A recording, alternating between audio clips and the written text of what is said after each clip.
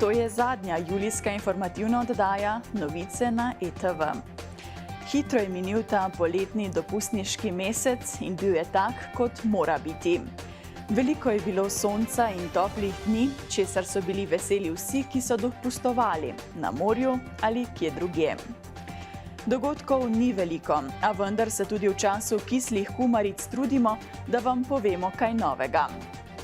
Velja pa spomniti, da je bilo v sredo 165 let, odkar je bila dokončana železniška proga Ljubljana-Trst, kar je pomenilo zaključek gradnje južne železnice. Vsekakor pomemben datum, saj vemo, kako močno je železnica spremenila življenje v tistem času. Nocoj si oglejte. Požar na Krasu pogašen, aktivno sodelovanje zasavskih gasilcev. Slovesnost ob 80-letnici požiga vasi Hrastnik v Moravčah. Geos dobil obvozno cesto.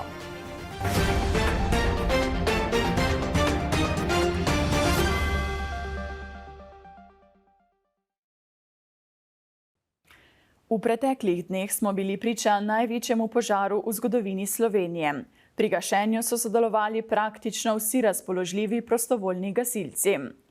Med njimi so se na intervencijo odpravili tudi člani in članice prostovoljnih gasilskih društev iz Zagorja, Trbovelj in Hrastnika. Zasavske gasilce je vodil Marko Bokal, ki nam je več povedal o intervencijah in naporih, s katerimi so se soočali. Ja, tudi zasavski gasilci smo bili aktivirani za največji požar na Krasu, ki se je zgodil v samostojni Sloveniji. Zaprosilo je prišlo iz štaba, katero je bilo, koordiniralo celotno intervencijo.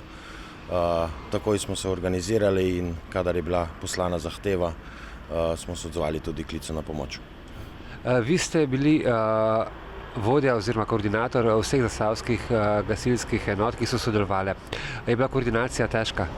Ja, koordinacija je, pri nam v gasileriji, vnaprej dogovorjena, hierarhično.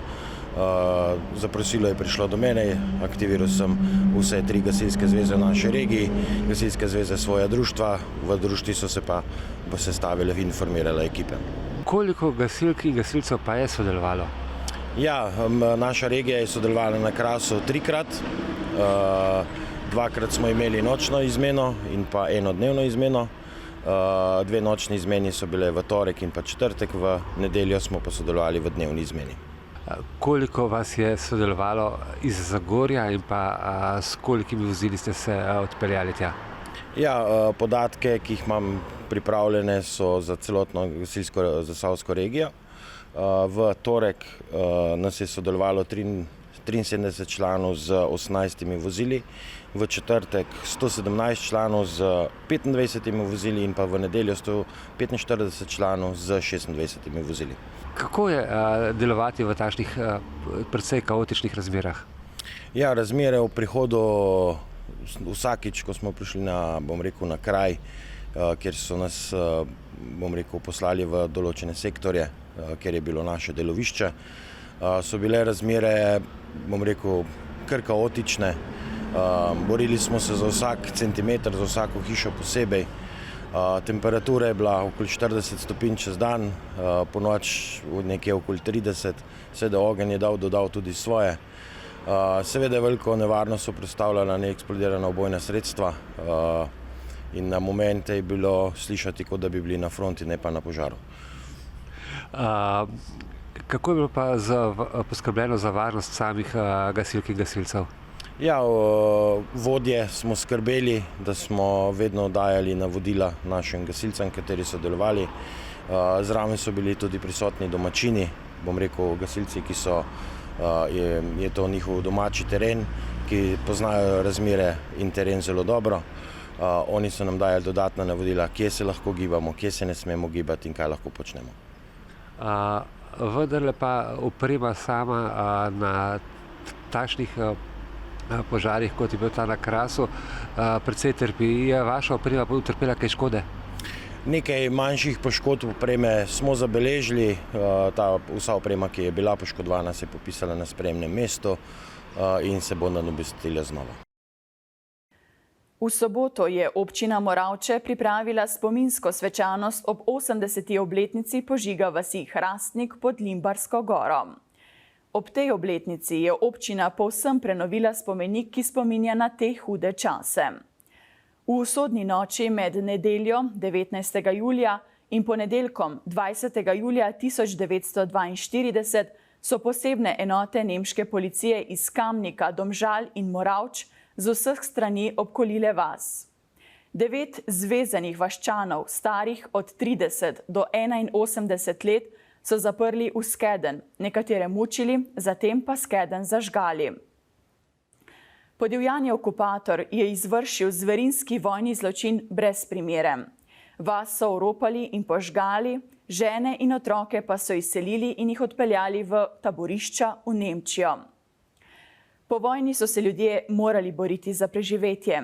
Minila so leta, preden je obnovljena vas spet na polno zaživela. Župan dr. Milan Balažic je po tem, ko je položil venec v svojem nagovoru, povedal tudi tole. Na spomeniku stoji napis: Večna slava vam bodi.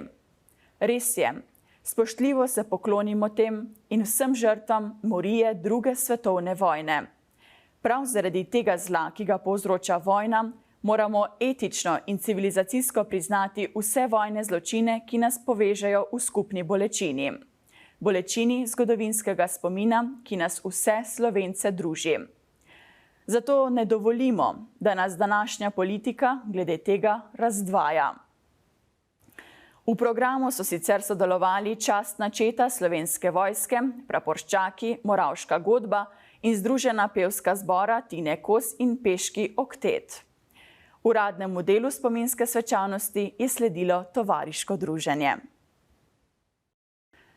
Občina Litija je uredila obvozno pot pri pomniku Geos na Spodnji Slivni pri Vačah. Cesta, ki poteka čez prostor za prireditve in prostora za gledalce, je bila neprimerna, saj je bil promet mnogokrat moteč in tudi nevaren. Zato se je občina Litija odločila, da zgradi še en cestni odsek, ki bo poskrbel, da se bo med prireditvami po njem lahko nemoteno odvijal promet. Ja, dejansko mislim, da je ta tako imenovana obvoznica, če temu rečemo Geosa, bila nujno potrebna. Vrednost projekta je bila dobrih 80 000 evrov, gre za približno slabih 300 metrov nove urejene cestne površine, ki zagotavlja predvsem zagotovitev nemotenega prireditvenega prostora ob samem geometričnem središču Geos. Namreč dejansko se je zdaj dogajalo vsa ta leta, da so se dogodki odvijali dobesedno na cesti. Prireditven prostor je sicer bil na ploščadi, vendar množica obiskovalcev pa je skorajda vedno stala ali na cesti oziroma ob cesti in seveda bilo je zelo moteče, ko je promet potekal med prireditvenim prostorom. Zato je bil res skrajni čas, da se tudi ta obvoz uredi. Zagotovo pa bo potrebno še nekaj dodelave celotnega prostora, predvsem najprej montiranje 2 mobilnih stebričkov, ki bo dobesedno fizično preprečili možnost še vedno vožnje na tem delu čez sam prireditveni prostor, razen za dostavo, in drugo, da se bo tudi ustrezno še dooblikoval zahodni del te ploščadi in s tem zagotovil res en celovit urejen prostor za prireditve in dogodke na samem geometričnem središču Slovenije. Ja, dejansko je bil to sredstvo iz občinskega proračuna. Imeli smo različna, se pravi, pričakovanja tudi, da se bo vključila tukaj država, ampak žal temu ni bilo tako. Kljub vsemu bomo v prihodnje iskali rešitve tudi v tej smeri. Naša ideja je tudi v tem, da se tudi sam prostor zdaj, ki se je tudi povečal, se pravi poveča in da se tudi poveča prostor, ki bi ga morala odkupiti država, se pravi Republika Slovenija. Rdeča nit našega poročanja iz občine Šmartno pri Litiji je projekt izgradnja novega vrtca. Projekt se vleče že nekaj let, spremljajo pa ga vedno nove in nove težave. Občinska uprava pa je tokrat uspela pripraviti vse potrebno, da se bo gradnja lahko kmalu začela. Kako je v tem trenutku s tem, je povedal direktor občinske uprave Rajko Grimšič. Trenutno smo v tej fazi. Zdan je bil sklep župana, kjer je bil izbran izvajalec. Trenutno smo v fazi pridobivanja nadzornika, se pravi nadzornika inženirja, ki bo nadzoroval izvedbo gradnje. Imamo vse to pokrite, se pridobi še ostala dokumentacija, ki je potrebna in se lahko začne izgradnja dejansko v sami naravi. Želja je oziroma dogovor, kako se potekal z izvajalci, je, da bi se to pričelo v mesecu oktobru oziroma novembru. Vsaj, da bi se začela zemeljska dela. Finančna sredstva so zagotovljena, tudi občina je v komunikaciji z ministrstvom za izobraževanje, tako da ta sredstva, ki nam jih je država zagotovila, to govorimo o 1.200.000 evrih, bodo za vrtec tudi porabljena. Tako je v temelju idejna zasnova, se pravi, gradil se bo 14-oddelčni vrtec. Na ta način bomo pokrili kar velik del tistih zunanjih enot, jih pripeljali v našo zgodbo, se pravi v center. Ureditev okolice tudi ostaja na ta način, kot je bo že v idejni zasnovi, se pravi, da bo v tem delu za otroke zagotovljeno dovolj zelenih površin, kjer je trenutno nogometna površina in bo tam v bistvu tudi za njih zunanje igralne površine, poleg že zelenih površin, ki so ob samem trenutnem objektu. Ja, občina je pristopila k ureditvi parkirišč in same infrastrukture v centru, treba se je zavedati, da z izgradnjo vrtca bo postala fluktuacija prometna bistveno večja in občina zdaj teži v smeri, da se poleg izgradnje parkirišč zaključi nekje v jesenskih mesecih tudi doseže, da se bo uredil priklop na samo obvoznico in bo s tem omogočeno krožna pot skozi center in samo uvoz in izvoz na obvoznico, kar pomeni, da bo ta prometni režim, ki ga bo sam vrtec kot pritisk povzročil in posebično tudi sam kulturni dom, omogočil dovolj dobro urejeno prometno infrastrukturo. 19. julija se je na pot s kolesom po vseh 212 slovenskih občinah podal Matjaž Hribljan, doma iz Ivanjega Sela pri Uncu, sicer član kolesarskega kluba Jan Sport iz Vrhnike. Namen njegovega podviga je ozaveščanje o amiotrofični lateralni sklerozi, ALS obolenju. To je hitro napredujoče nevrološko obolenje, ki zaenkrat še ni ozdravljivo. V Sloveniji s tem obolenjem živi približno 150 ljudi. Matjaž bo v obdobju med 19. in 31. julijem prekolesaril traso dolgo 2576 kilometrov. Njegovo celotno turo je mogoče spremljati v živo preko portala Twitch. Njegov podvig ima dobrodelno noto, saj se zavzema za to, da bi se zbrana dobrodelna sredstva namenila za sofinanciranje fizične pomoči ALS obolelim na domu, nakupu električne postelje in stropnega dvigala.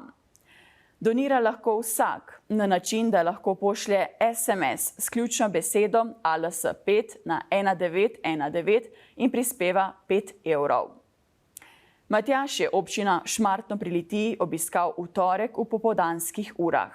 Sprejel ga je direktor javnega zavoda Bogenšperg Peter Avbelj, ki mu je v pohvalo in spodbudo za njegov podvig izročil dobrote iz grajske čokoladnice.